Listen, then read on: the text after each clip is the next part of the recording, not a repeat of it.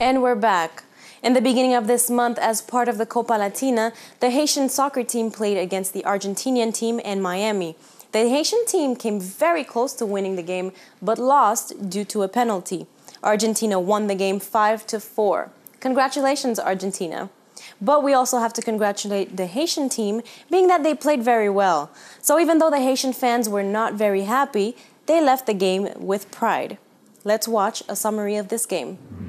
On Friday, March 2nd in Haiti, Copa Latina semi-final soccer match was held. The teams were Haiti versus Argentina.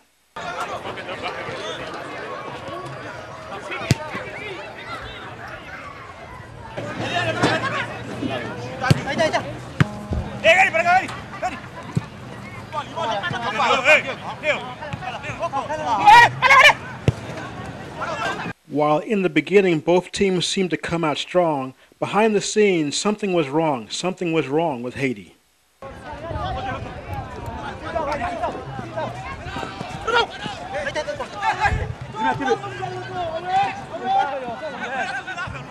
And that something for Haiti was that some of the players were late, and those players that were late were pivotal to a win for Haiti.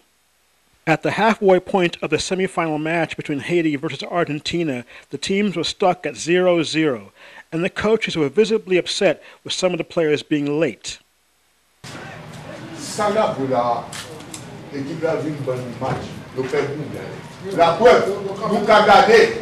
Défenseurs, combien nègres dans le paquet?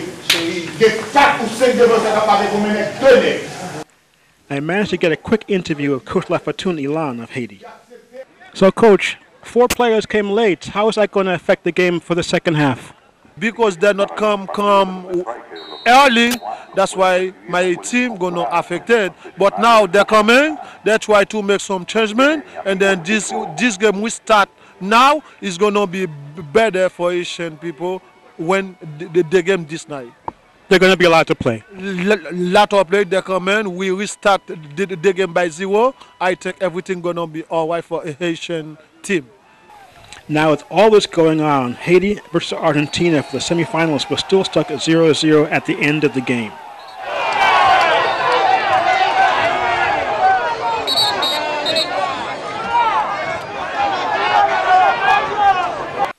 The semifinals of the Copa Latina match, Haiti versus Argentina, would come down to a shootout that Haiti would lose by 5-4.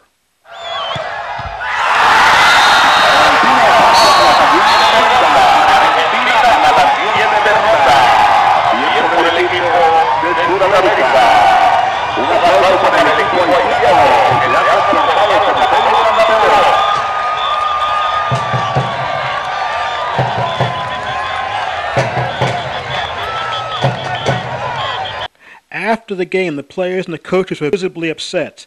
I spoke with soccer expert Peterson Jerome about what he saw on the field. I think that we did play a good game today. The Haitian teams had some very good players, as everybody could see. But unfortunately, due to lack of practice and everything, some of them get tired at the end of the game. We actually do miss some players today, players like Peter Germain, who played for the Haitian national team in Saint Mark. We also have Thompson from Tempête and Vitolo Jean-Jacques. They actually came late.